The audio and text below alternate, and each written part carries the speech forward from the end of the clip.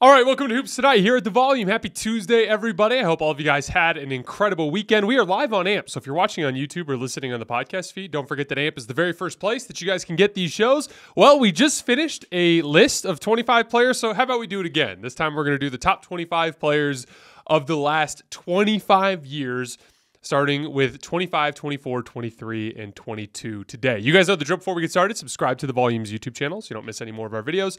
Follow me on Twitter at _JasonLT so you guys don't miss any show announcements. And if for whatever reason you miss one of these videos and you can't get back over to YouTube to finish, don't forget you can find them wherever you get your podcasts under Hoops Tonight. All right, let's talk some basketball. So I'm not going to lie. This was way harder than the last one because you're filtering through... Well, let's just make it simple. You're filtering through 25 times as much data as you're filtering through looking at one particular NBA season. Also, there are a lot more than 25 really good basketball players from the last 25 years. So a lot of really good players had to miss the cut. But honestly, I'm excited to do this for two reasons. One, it'll give you guys a general idea of how I view modern NBA history, right? This time since Michael Jordan. Everything after Michael Jordan hit the shot. So we're not counting 1998, right? It's 1999 to 2023 is 25 seasons. We're basically looking at the post-Jordan era here.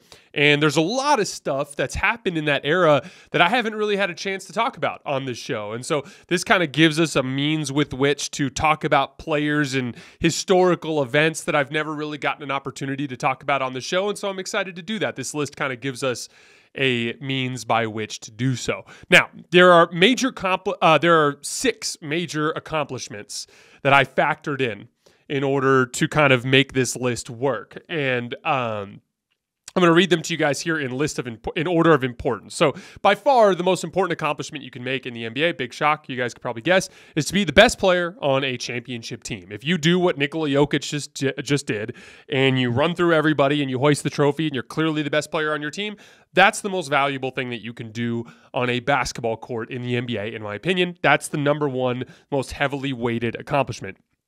The second most heavily weighted accomplishment for me was to be the second best player on a championship team. So, for instance, what Kobe Bryant did with the early Shaq Lakers there in 2000, 2001, 2002, that was if you produce at a star/superstar level, at least in terms of winning impact within a context of winning an NBA championship with a team as the second best player, I factored that in heavily. Third was best player on a finals team. So, for instance, one of the guys who did not make my list is Tracy McGrady. And one of the guys who did make my list is Jimmy Butler. Tracy McGrady was unquestionably a better regular season player. And as you look through his time in the NBA, he really dominated regular seasons, but he never made it out of the first round of the playoffs. Jimmy Butler has been the best player on a team that made it to the NBA Finals twice and has been one of the best playoff performers of this era. So I gave heavy preferential treatment to guys who have that type of accomplishment on their resume. The fourth most heavily weighted accomplishment for me was MVP Awards won. So for guys like Joel Embiid, James Harden, and Russell Westbrook, these are examples of guys that have a lot of limitations. But in my opinion, to be able to attack a season from start to finish and have us all leave that season and generally at least maybe not necessarily all agree, but at least most of us agree that this person was the best basketball player within that regular season. I think that matters quite a bit. Also, to me, that's like MVP. There is a narrative element to it, but at the end of the day, like the narrative usually has some sort of grounds to it, and that grounds is usually based in basketball production, and they dominate that particular regular season, at least in terms of the headlines, and I think that matters in terms of the history of the NBA. Fifth, I put all NBA selections. So, for instance, a guy like Anthony Davis. A guy like Anthony Davis is somebody that a lot of people are not super high on, but the dude has 4 first-team All-NBA selections. So that means 4 times we left the season thinking that dude's the best player at his position. And I think that matters a lot in a case like this, especially when you couple it with the playoff success that he has. And last but not least, I just listed this as general consensus of opinion among your peers. So, for instance, a guy like Dwight Howard. So this is a guy who consistently gets made fun of, and we constantly talk about all of his downsides. But the truth is during that stretch from 2008 to 2012, Dwight was like consensus considered one of the very best superstars in the league, like in that top tier. There during Kobe's last run in the 2008 to 2010 range, it was like Kobe and LeBron, and then it was Dwight Howard. Like he was right there, right? And then after the Kobe era, you get it, and it was like right around the time of the decision. It was like LeBron James and Dwayne Wade, maybe Dwayne Wade at 3, Dwight Howard at number 2, right? Like during that stretch, everybody viewed Dwight Howard as one of the very best players in the league. So I thought that mattered a lot in this particular type of conversation. So I narrowed it down to 31 players for these 25 spots. There were 6 guys who missed the cut, so I want to quickly go over them and just list off quickly why they didn't make it. So Carmelo Anthony did not make my list. He never made a first-team All-NBA, and he only got into the first round of the playoffs twice. That was pretty much the breakdown. CP3, this was by far the hardest one for me to leave out, but he just didn't really have a career-defining achievement. Like, he was the best point guard in the league for a decent chunk of time, but never was really considered on the same level as the guys at the top of the league, at least the top end. Like, kind of like we were just talking about Dwight Howard being in those kinds of conversations. Chris Paul was never in those kinds of conversations. Even as we look at Russell Westbrook, James Harden, and Joel Embiid, during their absolute peaks, they were pretty consistently considered like one of the superstars, right? He had a lot of great regular seasons, but he never won an MVP. He had a bunch of good playoff runs, but there was always like some sort of weird story, whether a good playoff run ended with him making some catastrophic mistakes, like some of the early Clippers years, or recently, really good playoff runs ending in injury, whether it was the 2018 series against the Warriors where he pulls his hamstring, or the 2021 NBA Finals. I think it was a quad injury in that series that kind of took him down, but he pretty consistently in the tail end of his career has had his good playoff runs cut short by injury. So there just wasn't really enough there for me to bump some of the guys ahead of him off that list. Tracy McGrady never made it out of the first round of the playoffs, so he missed my list. Damian Lillard, similar to Chris Paul, checks a lot of boxes, but doesn't really have a career-defining achievement. Paul George, just not quite as good as the players above him. He made 6 All-NBA teams and 4 All-Defensive teams, but not really a significant playoff or regular season moment. Like, his best moment is like probably leading the Clippers to within 2 wins of the NBA Finals in 2021 without Kawhi Leonard. It was good, like a good moment, but he still lost to a team that had Devin Booker as its best player. So it wasn't like an opportunity for, had he won that series, maybe that becomes a different story, right? And then Manu Ginobili was one of the harder ones. He was probably the second best player on the 2005 Spurs, right? And was a critical piece of that Spurs dynasty, but is missing too many of the regular season accomplishments and the consistent playoff dominance to really bump some of the other guys off of the list. So that leaves us starting with number 25, and these all 4 guys today are actually active NBA players, as it turns out, just by the way the list worked out. You'll notice we'll get to a lot of inactive guys later on in the list. But number 25 for me was Joel Embiid. Now, what I'm going to do for each player is I'm going to list out their awards that they won.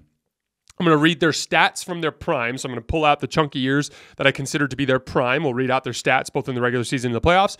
We'll go over their claim to fame. So basically the thing that kind of defines them as a basketball player, right? Then we'll look at their archetype, basically talk about what their basketball archetype is within a team.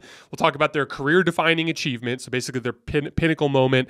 And then lastly, we'll go over their biggest what if. That should give us a lot of opportunity to hit some interesting stuff. So Joel Embiid, his awards. He made first-team All-NBA once. This team was the first year. He has 5 total All-NBA selections.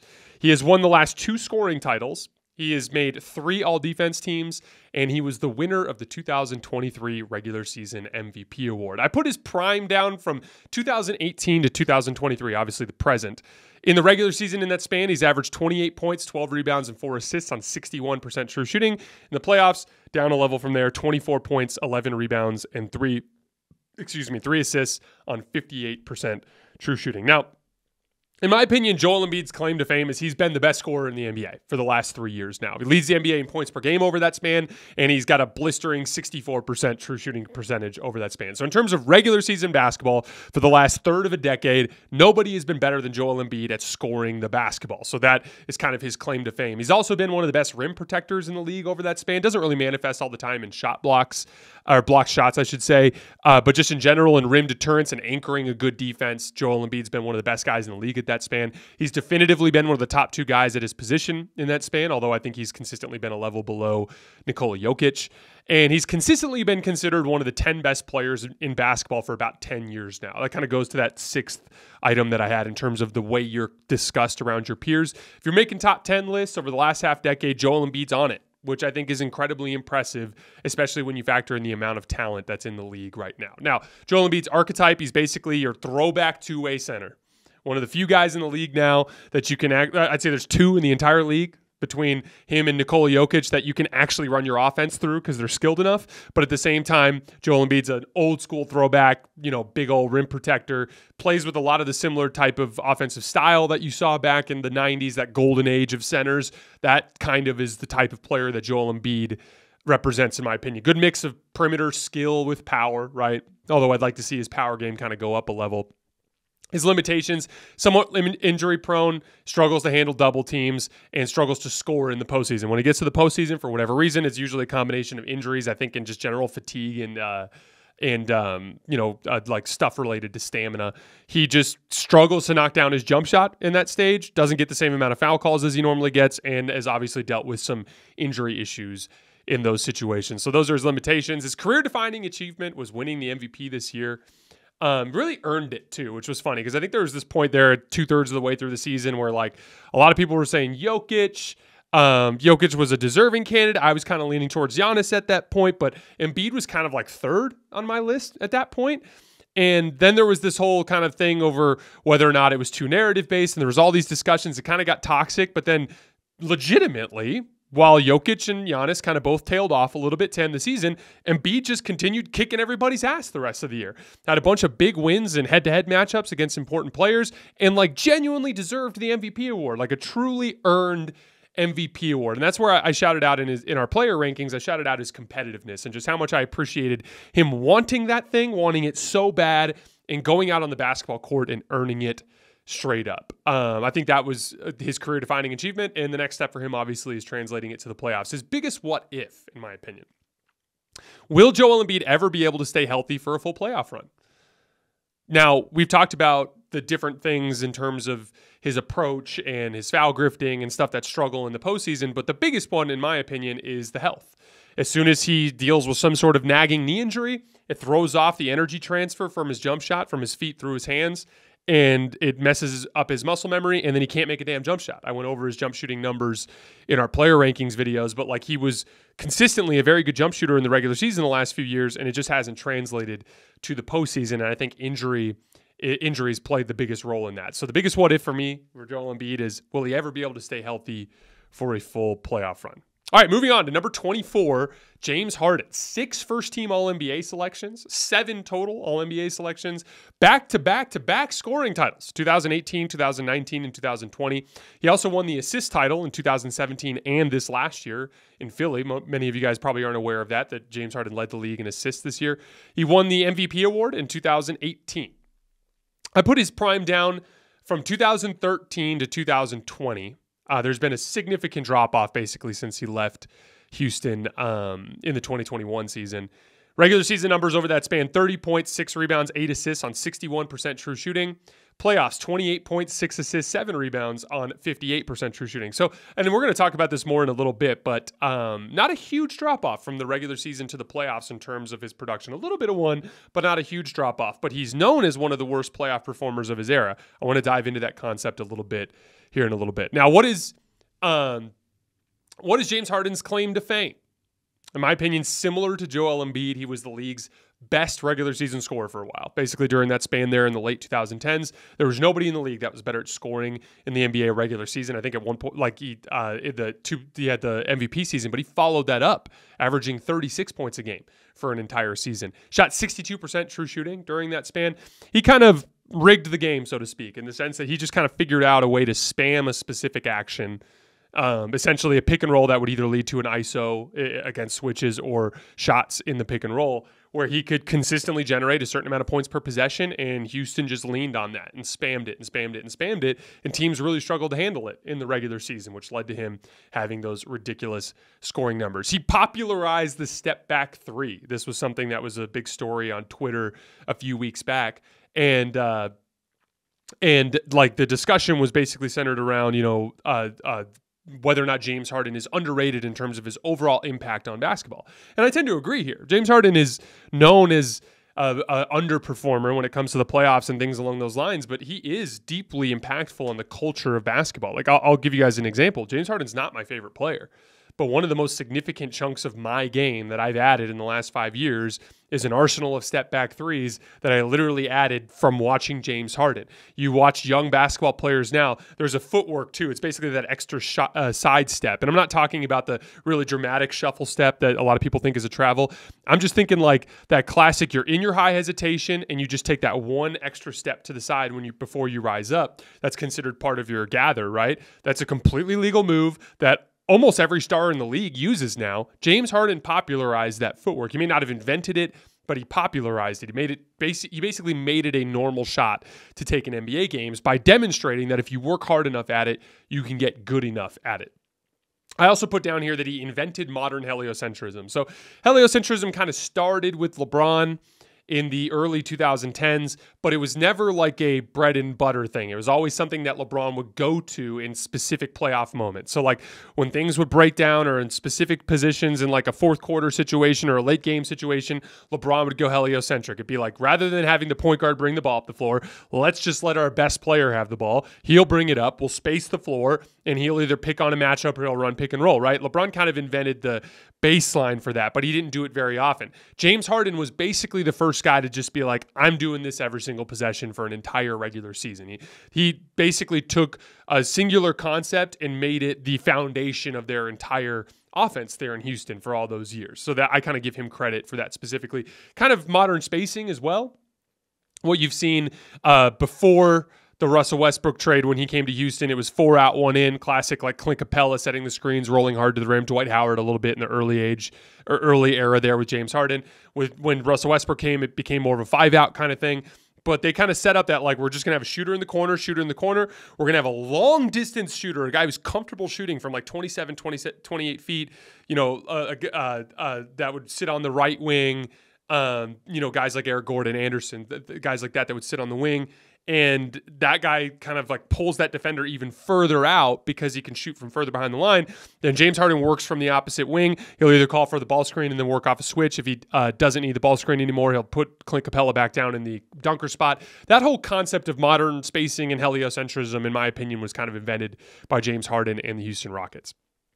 His archetype is interesting because he has the body and skill set of an old-fashioned two-guard, like one of the ones we've used to seeing, right? Like 6'5", 6'6", long arms, a strong, good quickness, athleticism, tons of skill, but none of the old-fashioned play style. Every other two-guard had so much more offensive diversity, and James Harden kind of became this classic modern heliocentric shot creator, right? So I think that does lead to his playoff limitations, which we'll get to in a little bit. He also was a bad/lazy defensive player who took pride when he would get hunted in post mismatches and had the size to kind of hold up well in those situations, which helped a lot in Houston's switching scheme that they used in 2018, which we're going to talk about right now. So in my opinion, James Harden's career-defining achievement was winning the MVP in 2018. If you remember that Rockets team, they had a guy named Jeff Bzdelik. I hope I'm pronouncing that correctly. I always butcher it. Bzdelik, I think. Jeff Bzdelik. They basically brought him in and he designed the Rockets switching scheme. Essentially, like, we're going to switch everything. And it was entirely constructed around the idea of how to beat the Golden State Warriors. Essentially, the Golden State Warriors run this crazy motion offense. And they have this flow that just keeps everybody involved in it and no one can guard it, right? But what if we switched everything and we basically turned them into an isolation team and baited them into their worst tendencies? Like, we have a better chance of beating the Warriors if KD and Steph are just running ISO every time than if we have them running in the flow of the offense. And it's crazy because it damn near worked. They were up 3-2 before Chris Paul pulled his hamstring. But this is where I want to talk about a little bit about James Harden's playoff struggles, because there's a narrative that kind of came out of that sequence of years that they just couldn't get over the Warriors hump. And there's a lot of truth to that. That I've frequently said the 2017, 2018 Warriors are the most talented team that I've ever seen assembled, right? Like I've seen, great playoff performers like LeBron James lose to that team. I've seen, they're not, there's no shame necessarily in losing to that particular team.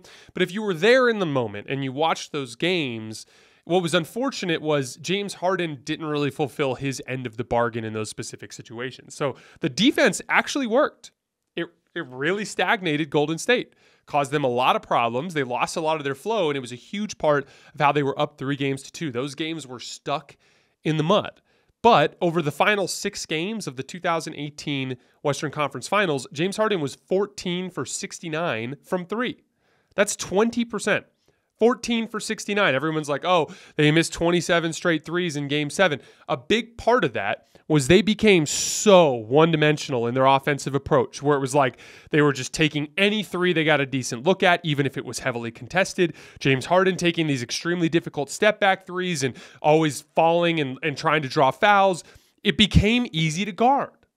And if you actually go back and watch that series, Golden State is vacating the middle of the floor to chase guys off the three-point line and to play up on James Harden and make him feel uncomfortable. And the one-dimensional nature of their approach specifically made them easy to guard, which is a big part of why James Harden was 14 for 69 from 3 over the final 6 games of that series. And then we go down to the 2019 series. Kevin Durant went down in Game 4. There was a 2-game stretch there in Game 5 and Game 6 where they had an opportunity to win the series without Kevin Durant on the floor. And they literally went in and lost in Golden State, and then they went home and they lost at home. And at home, they were within 2 with 2 minutes left. Had a chance to extend that series and send it to 7, where they would have had a good chance to win with Kevin Durant unavailable. And James Harden had back-to-back-to-back careless turnovers at the end of the game, just throwing the ball away. That famous one there on the baseline where he just inbounds it and basically just throws it to the Warriors. Like, time and time again, it's not about, with James Harden, the averages.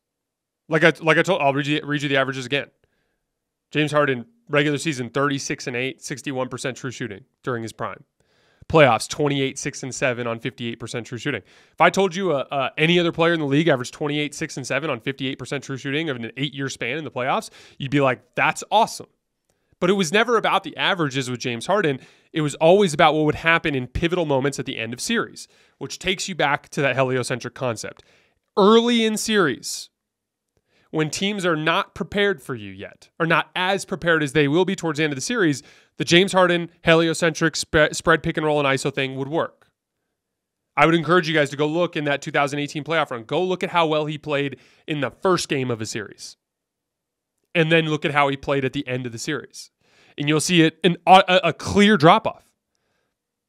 Many times culminating in a 2-for-11 type of game when the series was on the line in a Game 5 or Game 6 or a Game 7. The averages are fine. But James Harden had these incredibly ugly games that in large part were fueled by that completely redundant and predictable approach. The biggest what if for me in James Harden's career was, what if James Harden had played 10 years earlier and wasn't so analytically focused? I blame Daryl Morey in a lot of ways for the way that James Harden's career went. And again, I wasn't in those locker rooms, so a lot of this is pontification. But the way I think about it, I'm like, I could just see James Harden playing a certain way, and I could see Daryl Morey going like, hey, look, every time you run an ISO, we get 1.2 points per possession. Every time you run a spread pick and roll, we get 1.15 points per possession. Why are we doing anything else? Let's just do this every single possession. And the coaching staff getting invested in it, and then it almost became comical in the sense that they just got rid of any sort of traditional basketball movement, motion, and flow, and just leaned it so heavily on the James Harden isolation and pick and roll thing. They completely erased any of his off-ball movement. They completely erased his mid-range pull-up jump shot, both things that were big parts of his game when he was in Oklahoma City. And it caused him to reach these incredible statistical highs, but it limited him in the playoffs. And so I wonder if he played a more traditional style, had he been drafted in the early 2000s and came up under a more traditional coach, would he have been a better playoff player because he would have been more diverse in his offensive approach? Would he have been a better defender because he wouldn't have had to devote as many resources to just spamming isolation and pick and roll every single time? I'm curious to see, even if we get rid of the 10 years earlier modifier and just say if he didn't have any sort of association with Daryl Morey, what would have happened with James Harden in his career? I'd be really curious to see. Number 23, Russell Westbrook. 2-time first-team All-NBA, 9-time total NBA selections. 2 scoring titles, 2015 and 2017.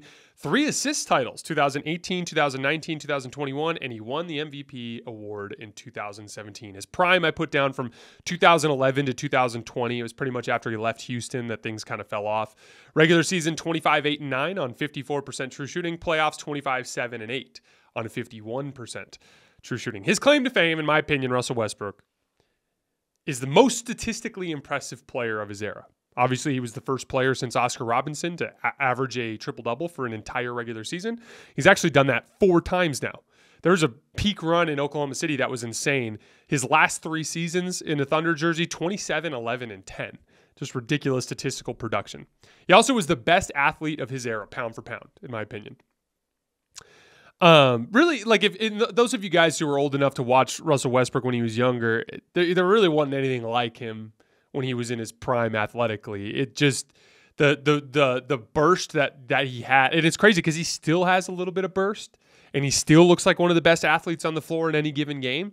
But back then, he was on this entire different stratosphere. Again, like there are better athletes in the league, but pound for pound, as a 6'3" frame, there was nobody that moved the way that Russell Westbrook did. You probably all have a favorite Russell Westbrook dunk. My favorite, there's one in particular that always sticks out to me, and if you were to do a top 100 Russell Westbrook's dunk thing, I'm not sure it would make the top 30, but this one, for whatever reason, just kind of resonated with me personally. It was he was in the Thunder jersey. It was after KD left, I think. It might have been in the last year with KD. It was somewhere in that 2016 to 2018 range.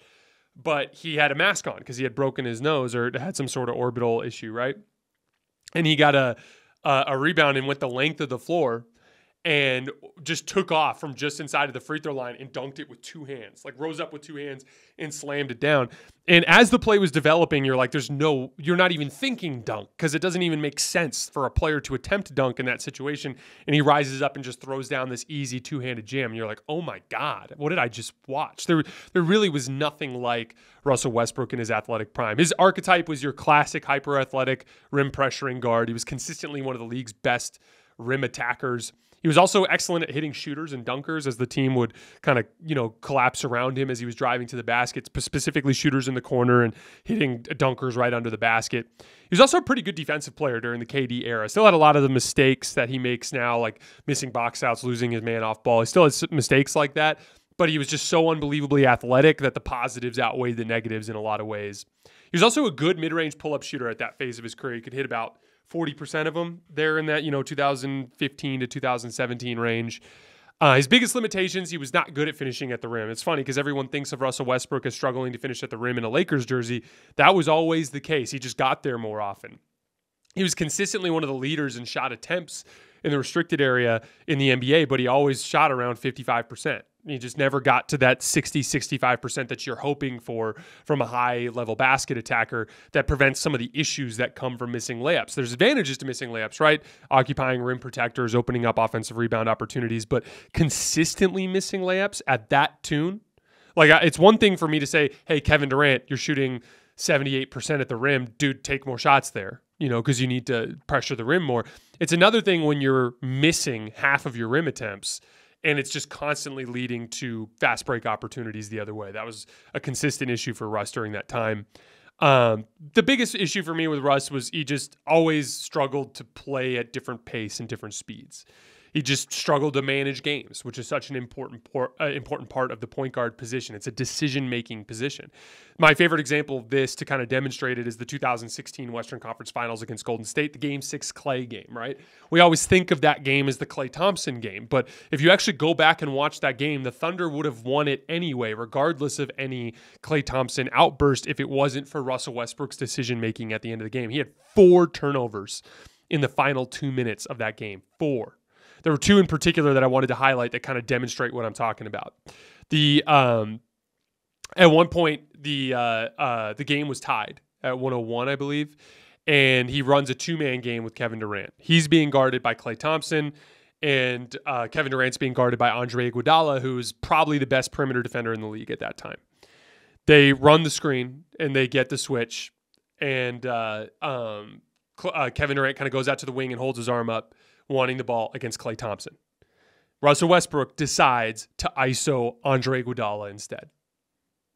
Just objectively a bad decision in that specific situation. Tries to drive by Andre. Andre beats him to the spot, loses his balance a little bit, tries to go into a fadeaway. Andre Iguodala strips him clean, right? And then a couple possessions later, Clay hits that big three on the right wing. They're up 104-101. It's a one-possession game still, though. You've got a chance. They get a stop on a missed Steph Curry layup. And instead of like walking the ball up the floor to run your set and try to get a good shot, it's a 3-on-3 break. There's no advantage. At one point, it's actually 3-on-4 as Golden State is sprinting back. And Russ is just pushing the ball up the floor with no advantage. And he ends up getting stripped in traffic by Draymond Green. Just a critical turnover. And that's the thing is, like, we think about those mistakes now. We think about him taking the pull-up jumper against the Blazers in the early season with the Lakers, right? Or like bad decisions here or there. But he was doing that kind of stuff when he was in his prime. And it was a significant part of the limitations that the Thunder faced is in big-time playoff moments, Russ was always playing the same speed. And in a big sample size, right, where you have 100 possessions, Russ making mistakes, that version of Russ was so damn good that it outweighed the bad, right?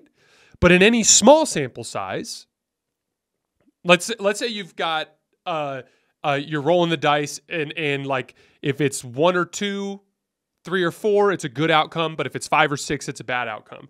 If I do that 100 times, I'm going to get a lot more bad outcomes than good outcomes than bad outcomes, and that's great for my team. But in a pivotal situation, I'm rolling a dice that has a 1 out of 3 chance to make a mistake. And in this particular situation with the season on the line, he rolled mistake 4 times in a row down the stretch of a game. And so that was the big thing that kind of held him back. Otherwise, he'd be much, much higher on this particular list. Biggest what if of Russell Westbrook's career, in my opinion, and this is one that I don't think is over, but what if he had evolved his game as he aged? Ever since he left Houston in 2020, he has not been the same player. But he put up big numbers in a losing context with the Wizards, and then he really struggled to play in a winning context on the Lakers, right? And a big part of that is as his athleticism has declined and his good part, now the dice is more like 1, 2, 3 is good and 4, 5, 6 is bad. And on any given possession, it's like, one game it comes out positively for you and the next game it comes out negatively for you. Now it's more important than ever for him to polish up a lot of his specific role player tendencies, right? His off-ball defense, his ability to box out, decision-making. All these things are suddenly much, much more important. And he's really struggled with those. You look at a guy like Jason Kidd, who had this huge prime in the early 2000s with the New Jersey Nets, he gets to Dallas and completely evolves and becomes this role player, spot-up shooter, a guy who's not doing a lot on the ball, who really commits on the defensive end of the floor. Suddenly he becomes an imperative piece of a championship team. I'd like to see Russell Westbrook do that. We saw some glimpses of that with the Clippers this year, and he's on a deal now that's a much lower dollar amount that I think will help Russ kind of come to terms with that fact, and I'm interested to see if he has that in his late prime. But to me, that's the biggest what if of his career to this point and will be the biggest what if of the remainder of his career. Will he evolve his game as he ages? All right, last but not least for today, number 22, Jimmy Butler. No first-team All-NBA selections, but 5 total All-NBA selections, 5 All-Defense selections. And his prime I put down from 2015 to the present. Regular season, 21.6 rebounds, 5 assists, 59% true shooting. Playoffs, 23, 7, and 5 on 57% true shooting. His claim to fame, one of the best playoff performers of this era. How do you even describe Jimmy Butler? You heard me read the stats. Even in the playoffs, 23, 7, and 5, 57% true shooting. Nothing exceptional happening there. But I'll keep it really simple. Jimmy Butler has 23 30-point playoff games. That ranks 16th out of all the players on my list. He has 8 40-point playoff games. That ranks 7th out of all the players on this list. For whatever reason, when he gets to the postseason, in specific single-game samples, typically big pivotal playoff games that have a chance to swing series, the dude just transforms into an all-time great playoff player. There's no other way to describe it. And as a result of that, he has been the undisputed best player on 2 NBA Finals teams. And this wasn't, LeBron James making 8 straight finals with the Cavs where he was the best player in the league, but he probably doesn't make 8 straight finals in the West, right? It's not like that. This was a top-heavy East with teams that were favored over him. Bucks teams and Celtics teams. Even the Sixers teams were consistently considered better than Miami, and Miami just beat them. and made to the finals twice. He outplayed Giannis in a playoff series twice. That's the it's difficult, right? But I mean, here's how I'll describe it to my kids. Jimmy was one of those guys who always flew under the radar, but if you ever had to face him in a playoff series, he was absolutely terrifying. There's no other way to put it. I've said this in the player rankings video, but his approach kind of reminds me of LeBron. It's a smaller version of the LeBron James playoff approach. It's like two-way dominance fueled by on defense being willing to take just about any assignment, on ball or in help. He could pick you apart on the other end of the floor as this big point forward that was going to match up attack and pick on your worst defender and bully his way to the basket and play make out of that. It just reminds me of the lesser version of LeBron James, which is exactly why he's been such a good playoff performer in his career.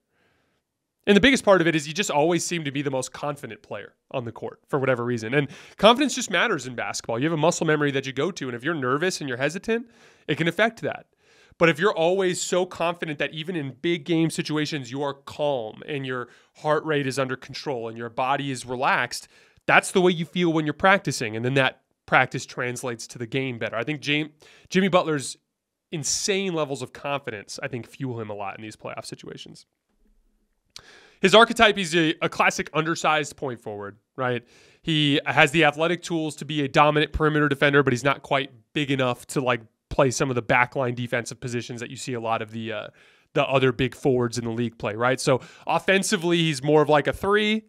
Offensively, he plays more like a power forward, right? More of a four, power game, back to the basket, rim pressure and playmaking.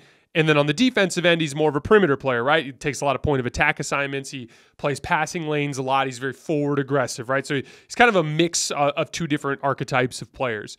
Back to the basket game is that classic old school forward. He's very patient and methodical. He's got a good arsenal of hook shots and fadeaways over both shoulders. He also has a really good gift for getting players out of position and drawing fouls. And he's a high-level playmaker. He has 7 games in the playoffs where he's had at least 10 assists, including 3 times in the NBA Finals. His limitations, he was an inconsistent jump shooter, and he always seems to wear down. And especially in like the conference finals, he's prone to like bad games where he'll have a single-digit night or a game where it doesn't even look like he's as engaged as he usually is. But then he'll follow that up and be freaking amazing the next game. So even as I talk about that as a limitation, none of it really makes any sense. It's a very difficult player to kind of compartmentalize in that sense. Biggest what if of his career. In my opinion, what if Jimmy Butler had made that pull-up 3 over Jason Tatum? I think it was over Jason Tatum. I can't remember who it was over, but on the right wing that could have won the Eastern Conference Finals last year. Why do I have that as such a big what if? I think that was easily their best chance to win a title. That Lakers team was too talented. They weren't going to beat them. It was like LeBron James and Anthony Davis at the peak of their powers, 2 top 5 players. You just weren't going to beat them. And they had all this size and athleticism and defense and a good coach and all this stuff, right? This Nuggets team was probably even better than that Lakers team, right? So they just didn't really have a chance. Steph Curry was the best player in the league in 2022, in my opinion. But Andrew Wiggins was the second best player on that team. And they were pretty undersized. And they had some legitimate personnel limitations. Now, to be clear, I would have picked the Warriors to win that series. But I would have actually given Jimmy Butler and the Heat a fighting chance to win that series in a way that I did not give them in the Nuggets series or the Lakers series. And so it's interesting to me because I actually think that was their best chance to win the title. Jimmy hits that shot. They go to the finals. Obviously, he'd have to outplay Steph to have any chance to win the series, and I don't think he would have, but he would have had a chance at least. Like, it didn't matter. He could have played Jokic to a stalemate. They would have lost. The Nuggets were too good. He could have played LeBron to a stalemate. They would have lost. The Lakers were too good. So, like, you kind of get the point. Like, that as much as I respect the Warriors, that particular team was more of like one of those situations where the total was more than the sum of their parts, right? And they just had this one truly great player. I would have given the Heat a decent chance to beat those guys. So the biggest what if of Jimmy Butler's career, in my opinion, is what if the Heat would have won the Eastern Conference Finals in 2022 and Jimmy would have had a chance to play the Warriors in that finals. All right, guys, that is all I have for today. We'll be back tomorrow with 21, 20, 19, and 18. As always, I appreciate you guys, and I will see you then.